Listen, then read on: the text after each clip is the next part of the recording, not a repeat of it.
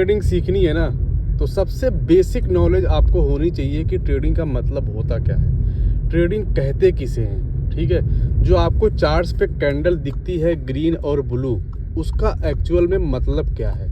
ठीक है, आपको सिंपल सपोर्ट का मतलब पता होना चाहिए, रेजिस्टेंस का मतलब पता होना चाहिए, डिमांड क्या होता है वो मालूम होना चाहिए, सप्लाई क्या होता है वो मालूम होना चाहिए।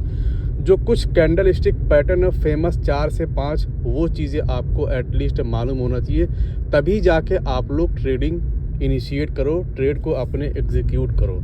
ऐसे नहीं कुछ भी किसी का प्रॉफिट आपने देख लिया, रील्स पे इंस्टा पे कुछ भी देख लिया और आप भी आके बस ऑप्शन ट्रेडिंग करने लगे।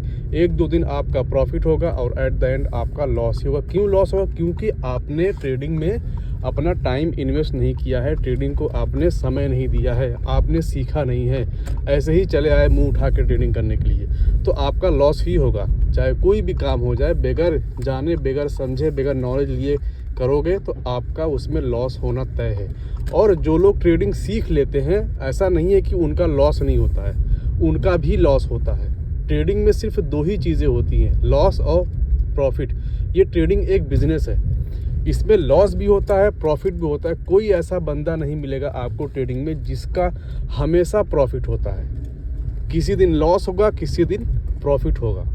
तो जिसका लॉस होता है, आप ये मत समझिए कि वो ट्रेडिंग सही से कर नहीं पा रहा है या ट्रेडिंग उसको आती नहीं है। बिल्कुल आती है। लॉस और प्रॉफिट बिजनेस का एक बहुत बड़ा पार्ट है। Thank you so much.